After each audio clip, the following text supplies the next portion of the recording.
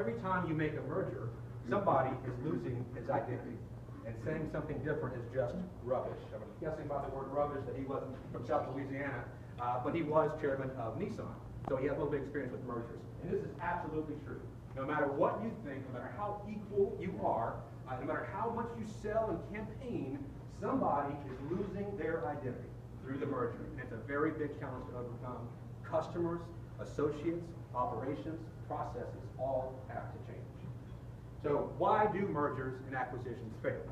First of all, so these first three are controlled from the C levels, right? These are the decisions made before you even get involved. Poor strategic fit. They made a poor decision. Whitney Bank didn't fit in with Hancock Bank, or they bought some other bank or some other financial institution that didn't make any sense at all. That's one reason they might fail. Poor due diligence. This is a big one because you make a lot of decisions. You communicate to the street about how this deal's great. We're going to save this much money. Here are the synergies we're going to make. Here are the number of employees we're going to have. If you don't do that proper due diligence based on only public information, because what do banks that are being acquired don't like to give up? Information. What do banks that are doing the acquiring want? Information to make those decisions on. So it's a very big tug and pull because what happens if the deal falls through? The merger, all that information you gave up is now in the competitor's hands. So that's why they want to hold on to it. So it's a very big deal, it's due diligence. Acquire, overpay for the bank, right? We did bad math. We had bad information, bad due diligence. So we said, we'll pay this price. Well, after we got into it, we should have paid $20 million less for that bank or that company. And now we've got a bad deal that we've got to make up for somehow through cuts. So those first three are controlled really before, and we got a lot of different audiences in the room of PMs. I will tell you the first place, if a merger gets announced in your bank, or your company rather, I'm used to bank, sorry. If a merger gets announced in your company, the first place they're going to tap to fill that merger team is y'all. It is the PMs that are going to be filling that merger team. Very big leadership roles. So a lot of these lessons learned can apply to you, that you can talk to your management who will not have heard this presentation and have gone through this. So here's the last one. Here's the one we can control. First three, by the time you find that out, these first three are done. But this last one is ineffective integration efforts that do not effectively execute a plan to merge people, processes, or technology. And recognize that I said merge people, because you have to have a plan to merge people, not just systems. That's what this presentation was told me that don't worry about the system stuff. We're all IT people, we get that. But a plan to merge people and processes. Because somebody is, as Carlos told us, somebody is losing their identity. And we're told that we're going to choose this process that you've been using for 20 years that you, sir, came up with, your system that you love, you developed, you spent your life's blood working on, we're scrapping it. We're going with this one because we like it better. So a very big obstacles to overcome. So what do we have to do? To start off, think about the project process, right? The first thing you want to do is get that clear sort of overarching big why. What I talk to my team about all the time is the big why. So a directional strategy from management is absolutely key, because how do we know how to design the integration team? How do we accomplish the mission if we don't know what the mission is? Because the mission of a merged company is different than the mission of each of those companies before then. So it's very important that management set the direction at the get-go, just like we all demand our project sponsors set the mission, that we all tie our requirements to, and we tie the design to those requirements. Same thing with this. We have to have that big why. So critical to set clear directional strategy and document and communicate that strategy to the team. Let everybody know what kind of bank or what kind of company we're going to be. We're going to be more wholesale. We're going to be more retail. We're going to be more debit card, or whatever it is. You got to set those big strategies about what we're going to be as a combined bank. Strategic decisions, this is a big one, should not be revisited more than once made. All right, this is what happens in projects. You know this. Let's localize this to your projects. Big project, here's the big why. 6 months into it, you know what? I'm going to change that big why. Well, guess what? 6 months is gone. You have scrapped everything you've already done. Same thing with this. Strategic decisions, once made, have to be stuck to. This is what executive management has to do. It's critical for the success of the merger, because we're all hundreds and hundreds of people. In the Whitney Hancock merger, we had 200 full-time people doing nothing but working on the merger.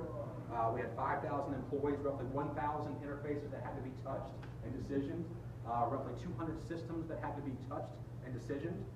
And so when you start to make those big decisions and change your mind later on, that's a lot to undo. It's a lot to undo, and it will absolutely kill the merger. High-level business strategy should drive most of the integration effort, right? So before you go off and design an integration team, you have to know what that big level mission is, so you can design a team that can accomplish specifically that, and not just some general integration, okay? Any questions? Look, you guys stop me, very interactive, stop me for questions or whatever you guys want through this whole thing. Okay, more on tech directional strategy. Delaying high-level decision. This went, so our merger went for 14 months. We started in February, I believe, and ended in March. 13 months. Started in February and ended in March. Due diligence was 3-4 months before that start date of February. So about an 18-month ordeal. So the delay of the high-level decisions may have a cascading, not may, but will have a cascading impact on the integration. You have to set deadlines on the decision. So who we're going to keep, who we're not going to keep, what system we're going to go with, what system is, between these two systems that are both equal in stature and equal in history and equal in development, which one are we going with? You got to set a deadline for that and hold management and yourselves accountable to that, because if you miss those deadlines, it just starts trickling, because then you got 200 people sitting around waiting. 200 people doing nothing, but waiting on that decision, because it drives everything after that fact, okay? Senior, this is a big one I'm big on. I'm big in my company now, and I'm big on here. So senior execs of both companies have different opinions, right? This is the culture difference. So guess what? You get bought, you're ticked off. If you're the C level of a company that got bought, you are ticked off, because somebody's about to tell you what to do. And if you are the acquiring company of a equal-sized company, you're ticked off because you don't know if they're going to choose you or him or her. Which one are we going with? So is somebody above you making those decisions? Well, senior executives, and what strategy are we going to go with? Whitney was mainly a commercial bank. Hancock was mainly a retail bank. Where are we going to focus? Which direction are we going to go? And to combine the company. It could be different than we do individually. So, but senior executives have to get in a room, they have to yell and spit and scream and claw each other's eyes out and figure out a decision. But when they make that decision, they come out of here with arm in arm on that decision, and you stand behind it, whether you agree with it or you disagree with it. If you are a hired executive of a combined company, you have to stand arm in arm with those decisions. Water cooler talk from executive will absolutely undercut a merger. The whole thing. One high-level executive complains about some decision that they were a part of, in the room for, and all of a sudden, everybody under that person, who could be 500 people, could be 500 people that it starts to trickle down to, it will kill the morale. It will kill the merger. People will start to flee the ship and get jobs elsewhere if an executive is not bought in and campaigning as to why this combined merger makes sense. Go out there and sell it. Even if you don't believe it, you got to. If you're a hired executive, you got to get behind ideas that you might not agree with. It's just part of doing business. Yeah, I have a question. Yes, ma'am. How soon can these teams begin to form and start these strategic decisions and processes in advance of the overall approval that it's going to be accepted? I mean, I know that there are probably legal ramifications that have to be adhered to. There are. It's a very dicey situation, frankly.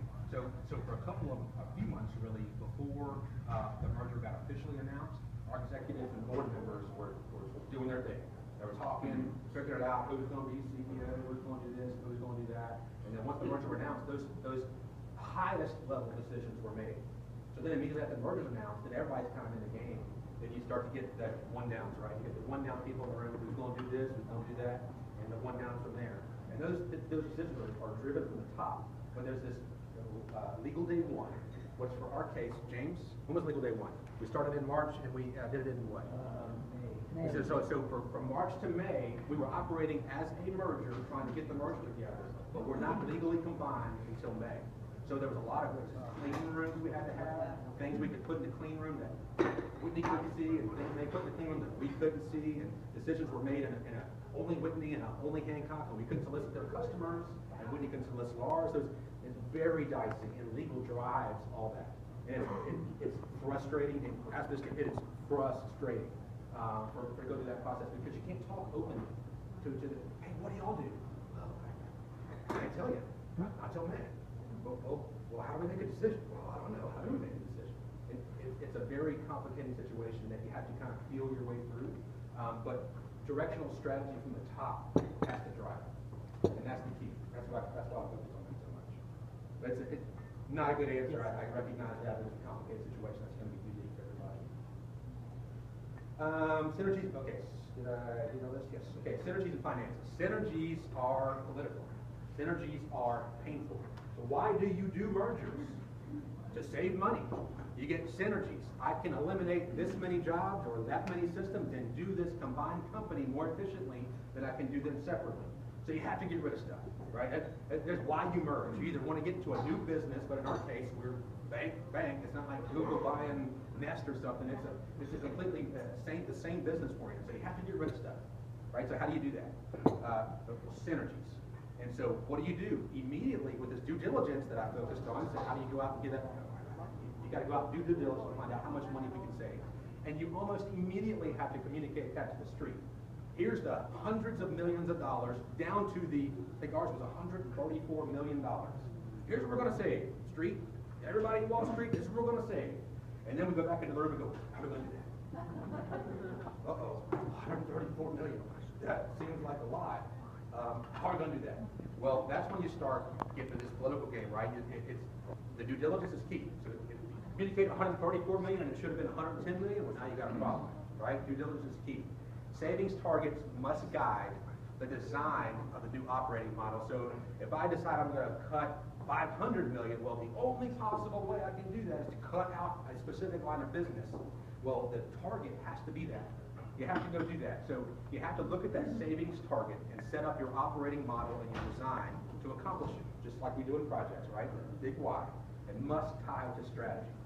So you set two targets. One that you talk to the street about, 134 million, then you communicate 10, 15% higher. They give you some buffer. Because you're never going to hit just it. You got to shoot for something higher and be able to tweak and adjust and all that throughout the process in order to hit the thing you communicate to the street, because it is rock solid. There is no ambiguity about what you communicate to the street. You have to hit that number. And so there's a lot of political stuff in this. And so what you end up doing is assigning out specific costs. So like to a retail work stream, and I'll talk about that in a second, or a wholesale work stream, you've got to save 10 million, you've got to save 5 million, technology, you've got to save 10 million, and you get up to that 134 number, and everybody has to go do it. And it's very, very challenging. Some of those things are arbitrary, they come up very quickly, but what you end up doing is, what's the easiest thing to save money on, right? What's the easiest thing to save money on? Quickly. People. And that's very painful. It's a very painful thing to go through. So you got to be very careful about the synergies targets. The budget. You go through a merger, all of a sudden, everything in the bank gets charged to the merger. You could be, I want a new vending machine. Book it to the merger. I want some new coffee. Book it to the merger. Everything, just book it there. And they won't even notice. And so what happens? That merger number that you set is communicated to the street. The merger number gets communicated to the street. Here's what we're going to spend on the merger. Here's what we're prepared to spend on the merger. And once you do that, you're locked in. And if you blow that, and it's not secret, it's public traded information. They can figure it out. Those analysts are smart. They'll back into it. If you blow that, it's painful. If you spend $10 million on a merger than you plan to, all of a sudden the numbers don't look so good. So you got to be rock solid about that number. And once public, very difficult to change. To maintain accountability, do not assign the same synergy targets to multiple areas, what I talked about. We don't want to assign technology and operations 10 million. Because guess what? There's a director of technology and there's a director of operations. So when somebody gets 6 and somebody gets 3, and you're one short, they're going to just point at each other. No, technology should have gotten that. I got my share. So you got to assign different synergy targets to different areas. There's accountability there. Guiding principles are a very big sort of thing that has to be set from the leadership level. And again, sort of this big why, it'll guide behaviors throughout the merger. So what kind of merger are we going to do? We got to have quality. We got to make sure we have quality, no errors, best products, best system choices, or are we hitting a date? We have to hit a date in order to hit the synergies that we have to. Degree of quality versus speed to deliver. It is a decision you have to make between one or the other. You cannot have both. You cannot have all quality and all speed. It just doesn't work like that. Value drivers, are we going with skill-based employees or cost-based employees? Risk, limited, we're going to limit our risk as much as we can, or we're not going to worry about loss of revenue or share numbers in some instances, or shared customers. Decision-making approach, this is big. In some companies, it's from below up, and some companies, it's from the top down. And so you compare that against your existing decision-making approach, and it matters. It matters because if you change this, you're changing the culture of one of those people. Somebody's losing their identity, right? You're changing that. So this is a very big thing to manage. If you're all of a sudden going from below somebody 2 levels down who's making that decision, and now I got to get approval from top down, it's a big shift. So establish guiding principles. Here's an example of a guiding principle. And these guys will know it very well. Integrate first, perfect later. Let's combine the systems, and let's worry about enhancing them later. We got to get them combined. We got to get operating. We got to get on one system. Then we'll worry about turning on the bells and whistles that somebody had on this side and somebody had on this side. So integrate first, perfect later is an example of a guiding principle that you constantly heard. You have to constantly reinforce these all the time because it drives decisions. So all the time we'd say, well, I want this. And somebody would go, integrate first, perfect later. All right, take it off the table. Just like that. So those guiding principles are very important to communicate and constantly pound into people. So here's an example of an organizational structure that we did for the merger itself. All right, all these guys are horizontals and verticals, and it's bringing back all these memories. And by the way, so this is the Hancock team, which are clearly not in sales because they're all sitting together.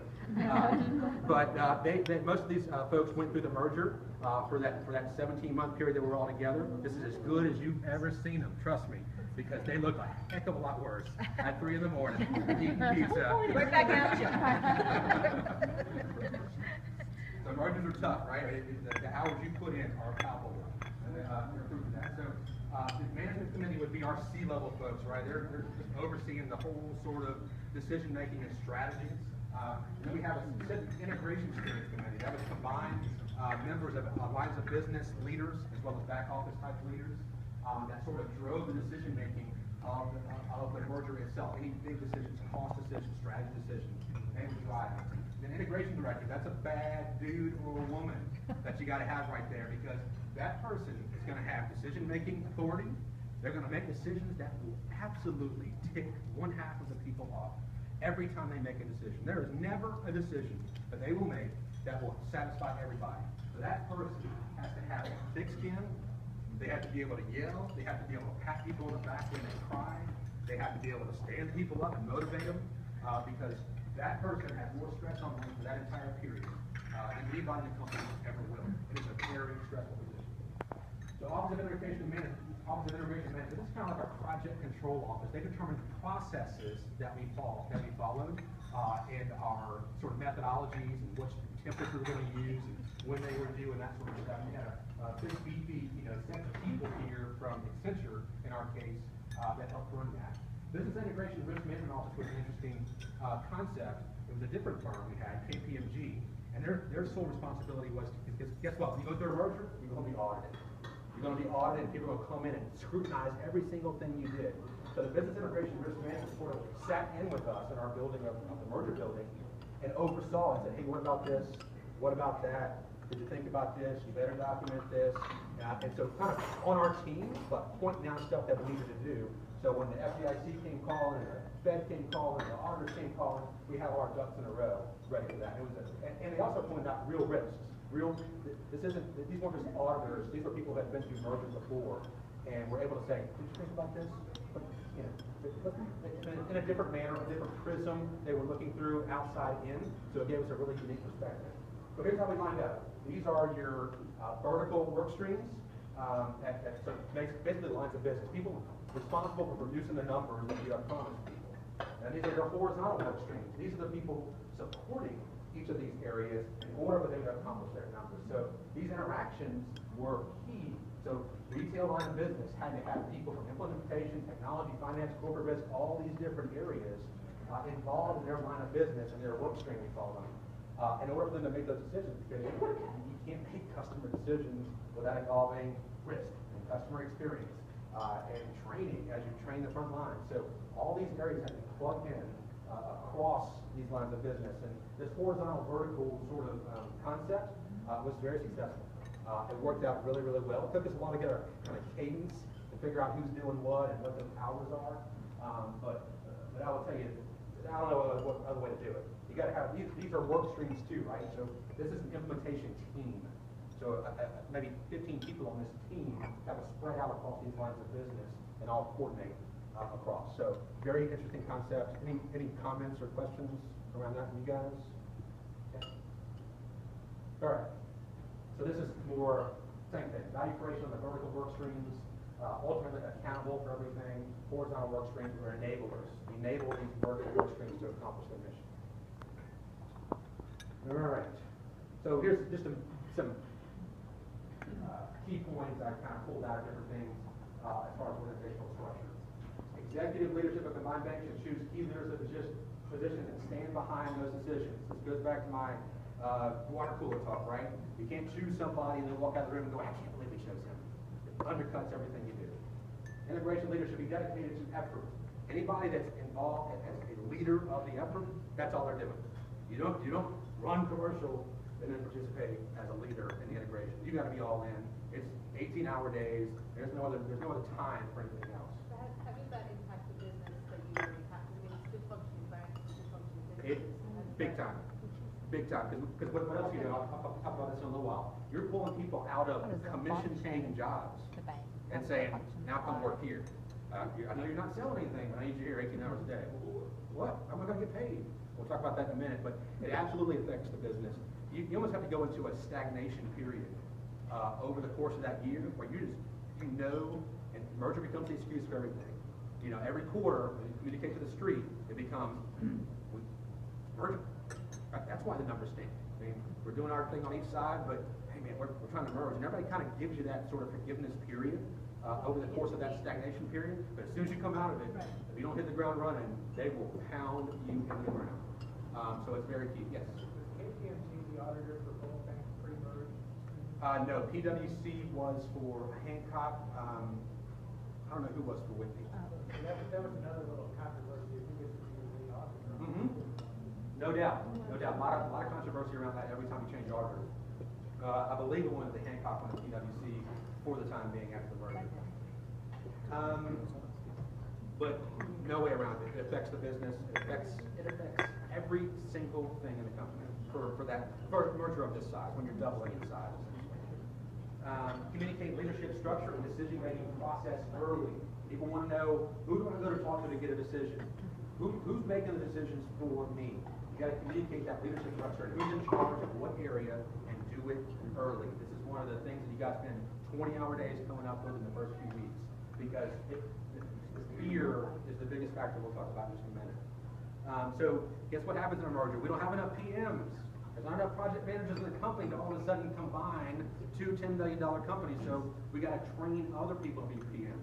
You look good, but can you document stuff? All right, well, come with me. Let me show you how to do it. Project management roles and responsibilities have to be trained, right? You have to show what requirements mean, what design means. We're not going to know if y'all are a PMP and black belt this and that. You got to train them at a high level. They're sort of real world. Here's how we're going to do this. Here's the template you're going to use.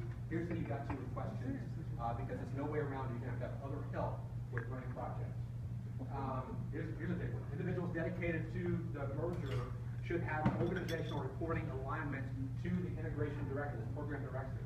So if I pull somebody out of a line of business, out of commercial banking, and I pull them out of that line of business and say, you're full-time on the merger. So I got the integration director trying to tell him what to do because he's full-time on the merger, but he still reports to somebody in commercial. Who does he listen to? What's the priority there? So anybody assigned to the merger, all in, should have organizational alignment to the integration director. Any questions around that? What do you do about backfilling the person who's involved? Everybody works harder. That's what you do. What is that person? If he's on merger, is he? He's not doing his old job. So Everybody works harder. Somebody else fills in. Yes, somebody else fills in that gap.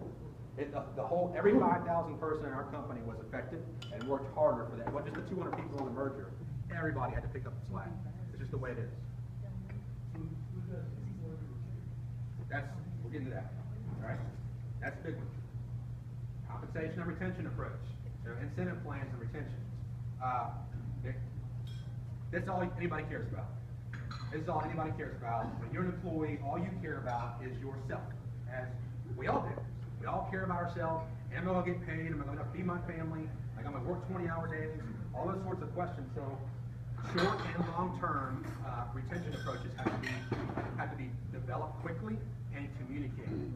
There's a short-term thing. You're not going to figure out all the long-term things for an entire 5,000 person company. So there's a short-term thing. It's, hey, hang with us.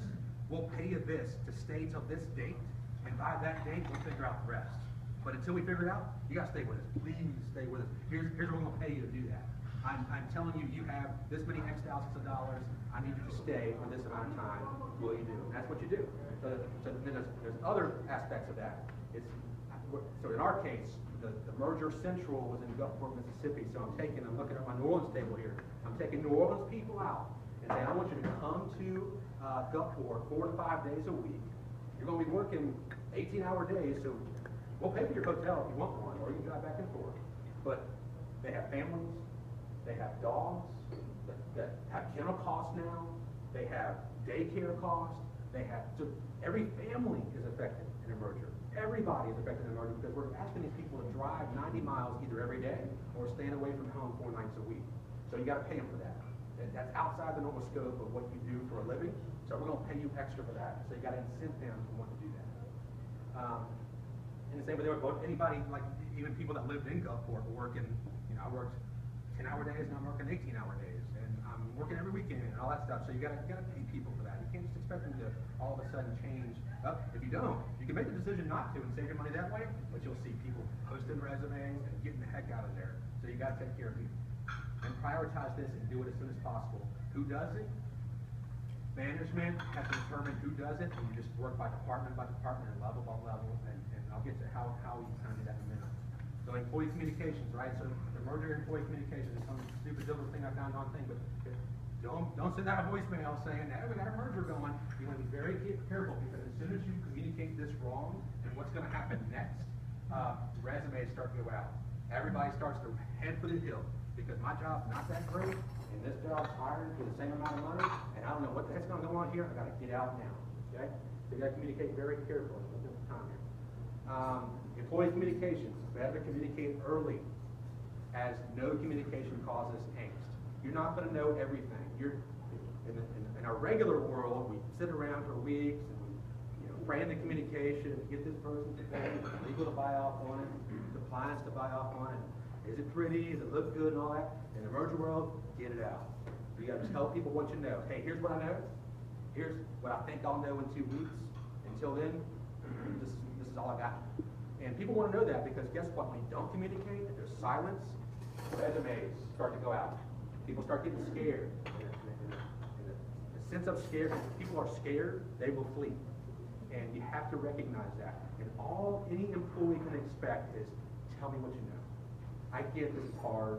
I get management, you have to figure out some things, but tell me what you know.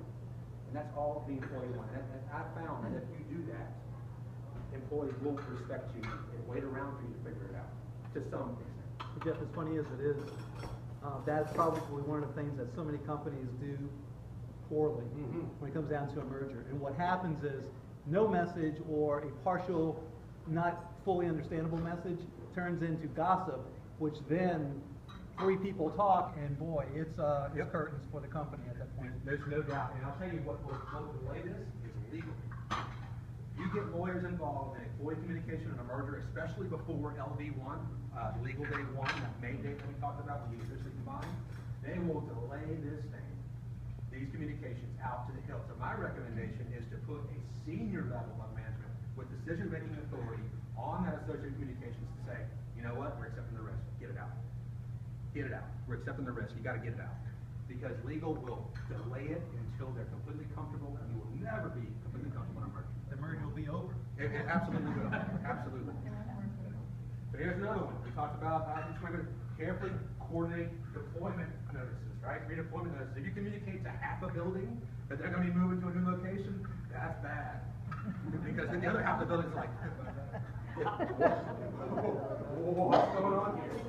And if you communicate half of the deposit operations area and not the other half, that's bad. And what happens? Resumes start going out. I haven't heard anything because you guys stink at communicating all at once. I'm leaving because I'm scared and I'm fleeing. All right? Centrally coordinate employee communications. Every employee communications, while it sounds like it delays it, if you put the right people on the associate communications team, that's all they do. Their entire job is to manage the communications to associates.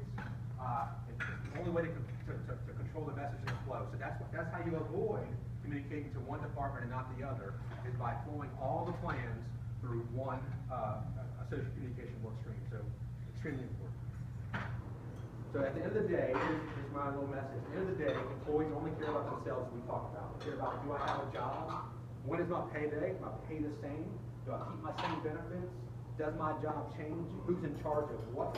Who do I contact with questions? And will I have to move? That, and 10 more on top of that somebody individually might want to know. But when you communicate, think like them. Think in their shoes. Think, man, I gotta feed my family. Do I have to move?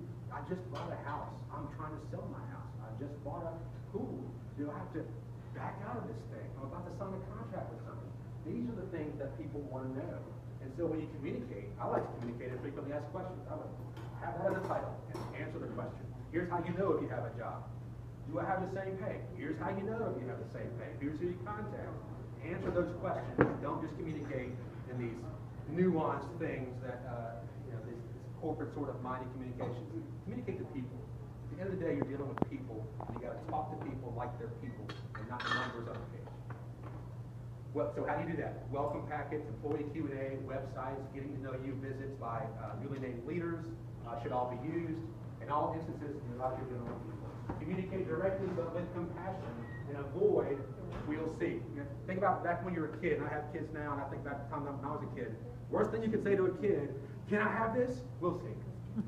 Right? We'll see. But that means no, but I don't really know if it's no, but I'm pretty sure it's no. Do you have a job? Do I keep the same pay? We'll see. We'll see. Well, I'm writing my resume. I'm getting the heck out of Dodge because we'll see doesn't cut it. Communicate directly, but with compassion. Tell them what you know, and when will you know more. All right, associate performance incentive plan of retention. So here's what people think, right? After the merger goes well, I hope the employees of this company will be evaluated fairly compared to those in the buying company. And we already have a bald guy, right? So somebody's looking around going, wait, that person does the same job as me. Which one of us is going to be kept? And then you start to go in protection mode or flee mode. You start to, here's what I can do. I'm good at this. I'm better at that. And that person's going, I'm getting the heck out of Dodge because that person's better, or I think I'm better, or whatever it is. So you got to communicate directly and put people at ease. Key employee list. I think your question was around how do you evaluate employees. This is the department heads and key personnel. This has got to be done very quickly because, as we talked about, you will not have perfect information in a merger. You have to go with what you got. They get asked departments, hey, get together with your other department head, figure out who the best employees are. Right? And you start rating them A, B, C, and D. And that determines who you give retention plans to. Because a D employee, you know what, I'd like you to stay, this is because you're doing a certain job, but if you leave, I'm probably okay with that. Right? But an A employee, if they leave, you're in trouble. You got to have that person stay. So if you want to make sure you give those retention agreements that, will you stay till this date, I'll pay you this amount to do it. And that's how you get them to stay. It's got to be done very, very quickly. Very difficult process, very political, very inaccurate because you're dealing with opinions on the fly. Communication. If y'all kept up that level of communication after the merger? I would say it's miles better than it was before the merger, but not as much as it was during the merger.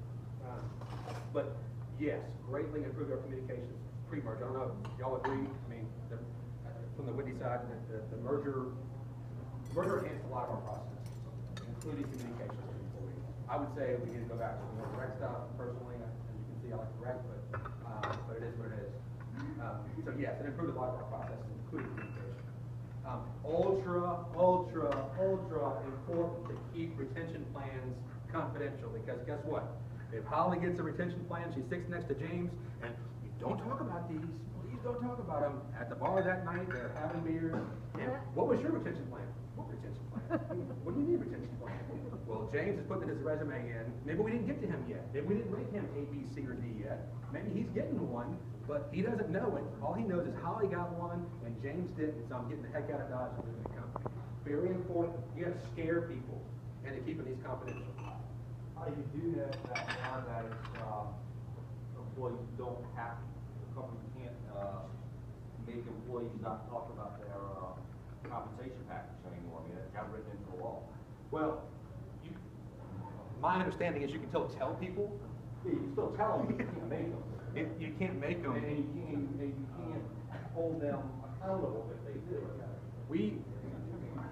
We did all but make them, by communicating very forcefully that, I mean, it's a message to the company, that sort of thing. I mean, it's gonna happen. It is what it is. But so here's how you fight that. You communicate to people, whole departments at one time. So if James and Holly were in the same department, you don't communicate to one 2 days before you communicate to the other. You make sure it's a coordinated plan through that central location. It's the only way you can combat it. Coordination is the key to communication, everything. But you're gonna have people talk. And just know that when you do, people are leaving. Because somebody got an A and they're getting a retention plan, and somebody got a B and they're not. So retention of boards of less than 10% of their salary can seem like a slap in the face. Hey, I want you to stay, I want you to work 18-hour days, and I want you to stay 6 months, and by this date, well, no. Well, how much am I getting? We'll get 2%. Well, all right, but I'm going to get my resume together, and I'm leaving. Because anything less than 10% is sort of a slap in the face, an insult. So people don't want to do that, all right? Associate impacts, associate readiness team. How am I doing on that? 7:45, we're good to? What do we do? 7:45? Yeah. Okay. Associate readiness team, very important to have a dedicated team to associate readiness. This isn't training, this isn't communication, this is readiness. Readiness is so much different than communication. It's are you ready for the change and impacts that are coming your way? So all changes occurring in an organization must be put into this process, not for approval, not for bureaucracy, but for visibility and planning. So, okay, retail, you're doing this change, here's how we're gonna plan for it, and train for it, and you focus on, right, you don't wanna give a history when you give training, you say, here's my job today, here's what your job's gonna be tomorrow. I used to push this button, now I'm pushing this button, that's all people care about. And this level of training, and once you have to train in, you have to focus on those things. What happens if you train more than 3 weeks out? Something complicated, changing the whole process, it's more than 3 weeks out, they forget it. By the time it comes live, they forget it. So all training should be within 1 to 3 weeks of the conversion of the new process. What does that mean? You gotta hire a bunch of trainers. Because you don't have enough trainers to train 5,000 people in 1 to 3 weeks of a D-Day. So you gotta have trainers that you fly in and train the trainers like that. Recognize training can affect, this is what I talked about earlier, associates' ability to the normal compensation. So, hey, commercial lender, I know you got this big deal going, but I need you to come over here and learn about new products for 2 weeks. I get commissions from being in sales and selling things. I got to sit in a room for 2 weeks. How are you going to compensate me for that? You got to. You got to. That's just life's blood. Or hurt. Frontline associates will significantly impact. So frontline associates are the first line, right? In our world, branches. So I come into a teller. If I have a bad experience with a teller, I don't care how Hancock or Whitney communicated to me by letter or by phone, and this is the greatest merger in the world, and the newspaper said it is. If that teller stinks and doesn't know about the new products, you've lost them. They're done. So recognize that frontline associates will significantly impact the customer's satisfaction of that brand. Staffing integration teams. So I'm going to pull a bunch of people out of their normal jobs, their normal lives, and make them travel. What I don't want to tell them is that everything's going to be hunky-dory. You're going to work 40 hours a week, and we're going to always talk to you in this voice, and we're going to pay you a lot of money, and you're just going to love Hancock Food Bank when you come out of this thing. No, you got to be honest. It's going to stink. You're going to work your tail off. You are going to be miserable. You are going to hate people. But at the end of the day, what you get out of it is a year's worth of experience that will translate into 10 years of experience in a normal job. And you'll be part of something special. You'll be part of something unique. You'll be part of a team that you've never been a part of. You'll have relationships that you never do. You got to talk in that way. You can't just say, it's going to be fine. Don't worry about it. Come join us. You like it. You got to tell them to be honest about it. Staff teams include leadership with representation of both companies. How do you alienate the company you acquired? You put nothing but the acquiring company's leadership in leadership positions. Hancock in this case. Hancock acquires Whitney, right? If we put every leadership position as Hancock, you have lost Whitney. You have lost anybody that cares about anything with Whitney because they know that Hancock's calling the shots, I'm screwed, I'm getting out. So you got to staff the leadership position with both sides. Here's a sort of meeting schedules, right? We know this in project management. So we have all these work streams, what, I don't know, 15 work streams plus the horizontals, or I don't know, 25 work streams or so. How do you coordinate on it? If commercial needs to meet with operations, how do they do that? Well, you have these standing work stream schedules, these meeting schedules, and say, commercial meets from 10 to 11 on Wednesdays. If you got something to talk about with us, you here's where we're gonna be, at 10:11. It's the best way to do it, because otherwise you get email jail and trying to set meetings across Outlook calendars, it's a nightmare. Office hours, same thing. Here's where we're gonna be to answer questions from this hour to this hour. Get as much resource on location as possible. This is painful for the people that have to travel, but we have this building called 24th Avenue because it was on 24th Avenue. And it was this building that was nothing but merger.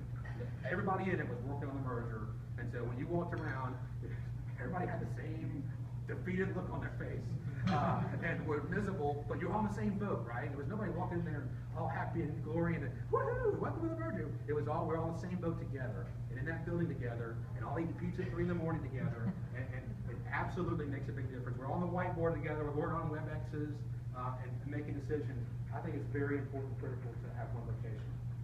Critical to have dedicated resources. No more than 25% of your integration team should come, or should be less than full-time. No, yes, yeah, should be part-time. All leadership roles should be full-time. You've got to do that. Yes, sir. When you say part-time, do you really mean contract employees? No, I mean dedicated to the 100% dedicated to the merger. So you can have, there's certain positions that you'll bring in subject matter experts to lend their advice or their consulting for their particular area. But you gotta have 75% of your team full-time dedicated to the merger. Okay? It doesn't mean contract resources, it means dedicated to the merger. Okay? Any other questions around that? No, come on, I'm trying to get through this. Customer experience, same thing with associate experience. Establish a customer experience team. Have a clear process on how you, hey, I want to change this for a customer. How does it impact them? You get them into this process. All calls, letters, every communication touch point should go through this organization. Inadequate marketing support. Marketing knows products, right? When you implement a new product, they know the legal needs to be involved, the compliance needs to be involved. So you got to engage them in that process. Acknowledge the importance of associate communication. This is where I talked about earlier that here's a sort of, associates should never receive questions from a customer that they just learned about that day from some email. And so how's that go, right? The customer comes in and, hey, I see that we got this, they got the letter 2 weeks ago. And they come into the teller, I'm gonna sign up for this new product. Oh, the new product. Let me look at that, and then call somebody over. What is this new product? I didn't see that new product. And how does that go? You lost the customer. So you got to have associates up to speed on all customer communication. Customer communication projects should be treated like projects with official design and testing deliverables, because you're talking about databases, letters that have to go out. You're talking about addresses that have to be in the right place, and maker codes that have to be in the right place. All this stuff has to be run like projects, or you will absolutely screw it up. Okay. All right, this is the last part. General lessons learned. Entitlements, otherwise known as sign-ons. Think about this. Your 200, 300 systems you are merging and choosing between. What happens? I used to sign in on this system on Whitney. Now I've got to sign on this system on Hancock. You will break, the merger will be an absolute failure if people cannot log in on day one. Failure. You could spend 18 years, but if they can't log in on day one, you have failed. So you mean healthcare.gov wasn't yes. everything it should have been? Is that what I'm hearing? So we had a whole team dedicated to sign-ons and did nothing but that. And it was absolutely critical. The testing of that was critical. Entitlements and vendors are two things I would point out, and I'll talk about vendors in a second, that will bite you if you don't plan for it. Spending time in the field speaking with associates in a town hall meeting like this, talk it out, in an almost campaigning type format. I think I said that in a little bit. You got to help them buy into the new direction of the bank. Don't go out and say, welcome, we're going to be good, and this bank's going to be good. Trust me on this one. It's going to be. You got to go out there and sell it. Why are we merging? Here's why we're merging. Here's what your experience is going to be. It's going to suck for a while, but on the other end of this thing, here's what it's going to be. So you got to pump people up and hire people or assign people to that role that can do that. Because the first impression is the only impression, right? You get somebody out there who's dull and is not believable, they'll never trust you. Blending bank cultures is a challenge, if you haven't heard that. It takes a great deal of time to get associates to buy into a new direction as they're brought into the company. Don't discount that. Don't discount that this is a very hard thing to do, is to bring two cultures together. You say it's a merger of equals, it's not. It never is. Never is there a merger of equals. Never do you have the same culture. Never do you have the same processes. Never do you have the same leaders, and it's just, what was the word, rubbish to think that you do, okay? If at all possible, avoid systems enhancements until after conversion. This is what we talked about, integrate first, perfect later. Because if you're on a timeline, if you chose to be on a timeline, as we did, you gotta make decisions, you gotta cut stuff, you gotta just forward down the road, and get the systems converted before you enhance them. Never assume perfect communications. All key messages and key decisions need to be repeatedly reinforced. Do not assume people remember a date you told them 3 months ago or a policy you told them 3 months ago. If it's an important thing, you got to reinforce it, have the departments reinforce it, have management reinforcement. You got to do it constantly because that's the only people remember. Campaign nature, I talked about that. Demand that executive sponsors on steering committee own their respective area decisions and target operating model. That's gobbledygook. Here's what it means. People on the steering committee got to be involved in the merger. It cannot be simply a body that we report out to and say, here's how the merger's going. No, they got to know how the merger's going.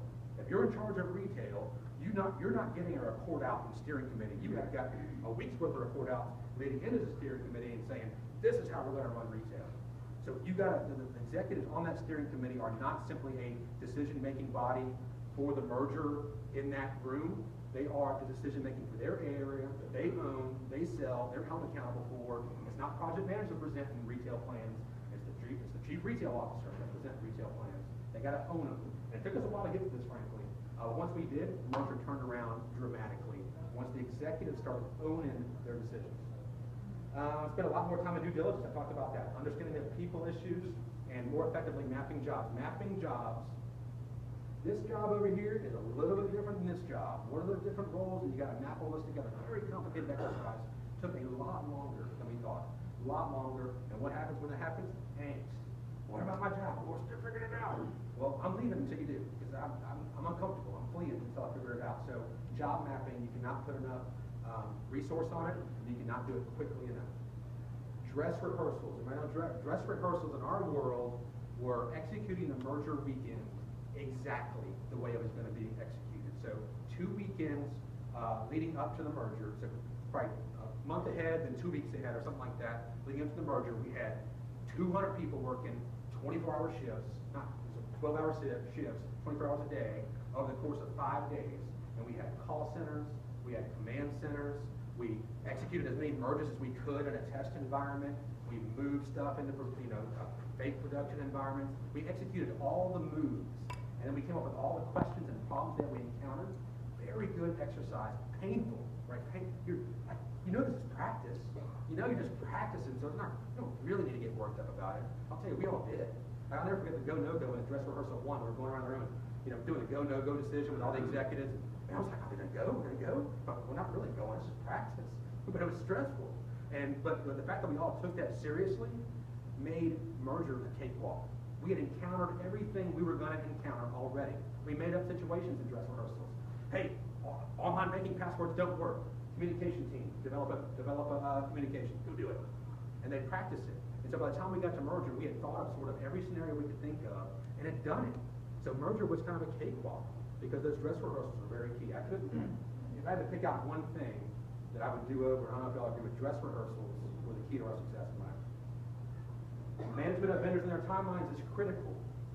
I've got 100 different vendors who have DR tests of their own, they have code freezes of their own, and we're all driving to our same date. If you don't have a dedicated process to manage those vendors and make sure they're all in agreement, as well as all the different contracts. So I've got Staples contract over here and Office Depot contract over here. Which one are we doing? That whole vendor process has to be carefully managed with a dedicated team. And then finally, I think this is it, guys. Always remember, so this over and over again, you're dealing with people. They have hopes, they have doubts, they have needs, they have fears. Talk to them from their point of view. Talk to them from yours. You won't reach them. Think about how they're feeling. Think about where they're coming from. And at the end of the day, you got to praise them, you got to feed them, because they're working all night, every night, and you got to be honest with them. And if you do that, you can't ask for much more as an employee. Is those things. Talk to me like you're talking to me, and not like you're talking from talking points.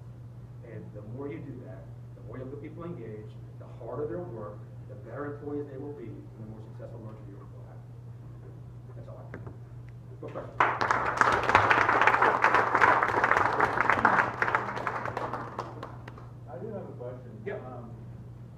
merger, you don't necessarily, when it comes to branding, you don't necessarily choose one name over another, because there's a lot of years of investment with that branding. Yep. And there's value to those names. Yeah.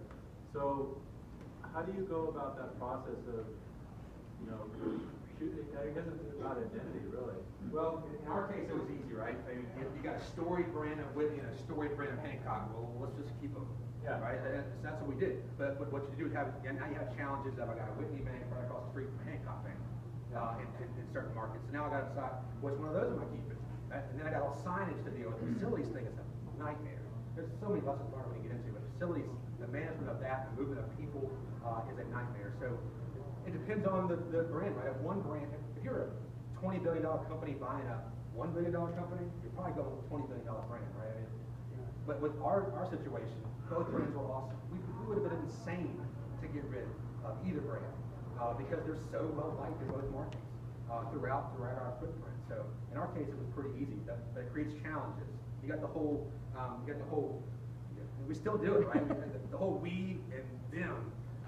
Well, we did it this way, and then they did it this way, but you can't help it. You got to identify yourself. We try to avoid that. Like one of the guiding principles, or one of the things we got is don't ever say we and them. Don't ever say Hancock and we. Just say we. You got to say. Well, and so we make up some stupid comments like, how did Prior to merger. Yeah, prior to merger. How did you guys do it? We didn't say you. So anyway. So it creates all kind of issues, and then you got business cards, right? I work in both banks, so I got to have business cards with both brands on it. I got to have computers with both brands on it. It creates all these issues, but in our case, it was easy, and it depends on the situation. Can I answer this part of the Yep.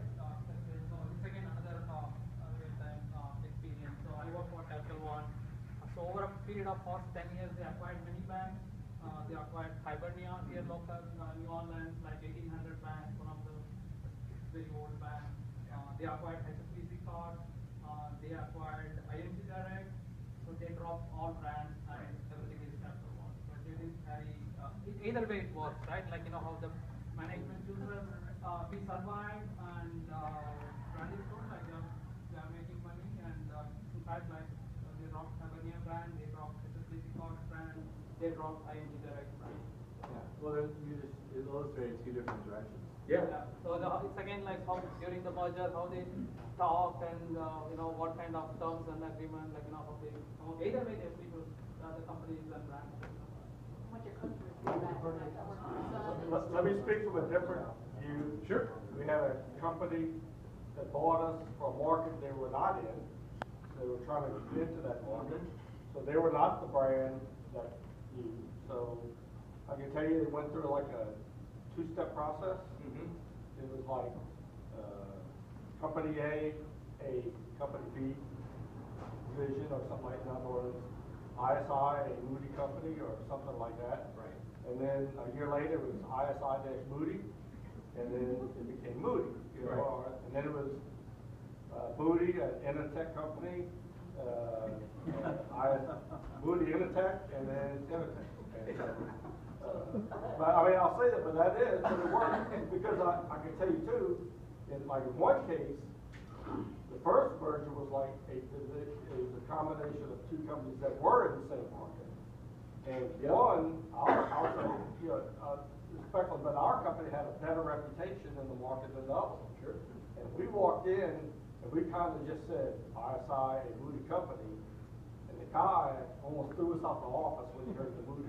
You know, I mean, he like, and it's like, whoa, you know, and then, so, which proved that was the right way to do it, because we're like, no, we're still this one, you know, we're still supposed to, remember, this is who we are, and as time went on, you know, then, I'll say we probably improved the process, but that's the model, but it's work, you know, where you kind of go, you use the company brand name with the major company's name as an Initech company, then you kind of put them together, and then you just try to drop it. You know, like 2 to 3 years to do something.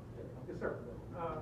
Two things. Other than profitability, post-merger, what would you say are 2 or 3 of your KPIs that generate some success of this merger? And then secondly, more generically,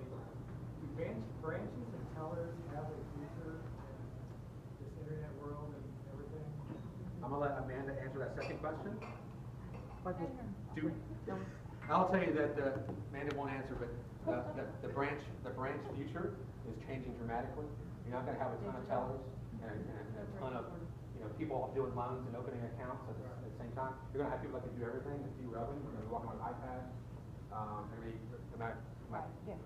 It's more digital. More digital, it's, Yeah, if you want to know the answer to that, just go down to the old Whitney Main Bank, St. Charles, Common St. Charles, Bradley, whichever way you look at it, and walk through the lobby, and you'll understand what it's doing. yeah. I mean, like I'm with Chase, and I do, all my bills are paid, I don't even care to see a teller.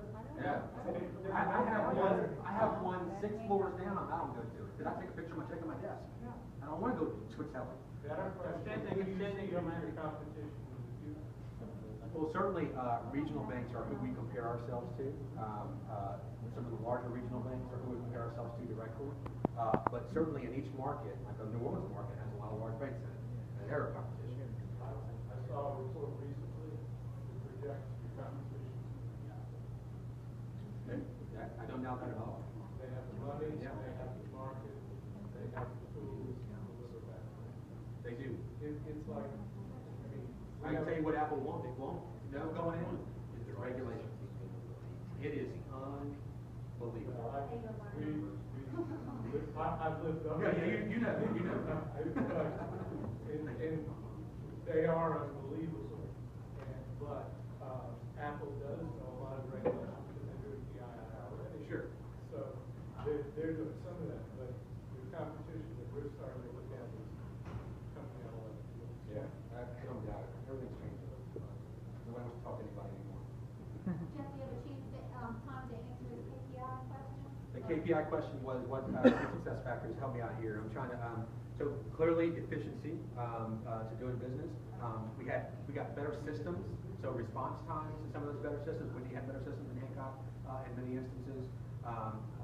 Call center response times are a key metric. And that's the KPIs we measured.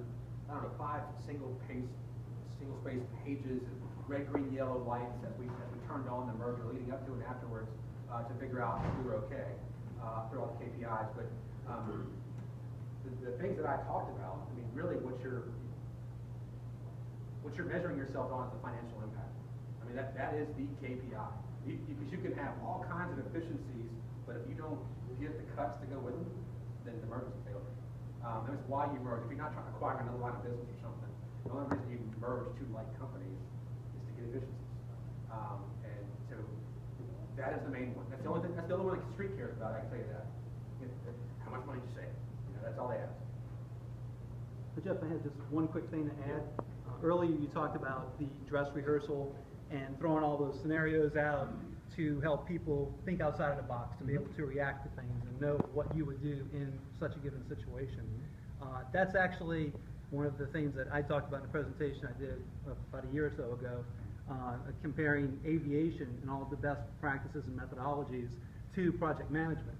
And I think that it is something that project management has somewhat not placed emphasis on. Right. And the fact that you mentioned that is really great, because that is why aviation is so safe, because everyone is so trained and drilled on all the common situations and emergencies that can arise, as well as some of the odd ones that you would never expect, but you at least have an idea of what I'm going to do when that happens. You're not having to take those precious seconds or moments to think, wow, what am I going to do? You can actually at least react to a couple of them while you're running an operational risk management type process to at least get to a good resolution. So that was fantastic. I just wanted to thank you for bringing that up. It's the first time we used it was in the merger, and we became big believers. Big believers. Okay, so I have a question for you. Yes. How did your banks measure up So what? to what you just presented? So these are Are lessons. those fallouts from what These you are learned? lessons learned. Yes. We did some of these things very well, and some of these things not so well. But what we did is, one of the things I'm very thankful we did is, way before the merger was over, we spent a lot of money with Accenture, who was helping us out with this thing. Hey, let's go around and start documenting lessons learned. So they went around to every work stream, every person involved in the merger, and put together all these things. We have a website now that has all these lessons learned. So it's kind of not easy, but to kind of pull some of the stuff out. I think we did some of these things well, and some of these things we did terrible. But You can do stuff terrible once, just don't do it twice. That's why you got lessons learned. Exactly. All right, well, I wanted to thank you very much for your presentation.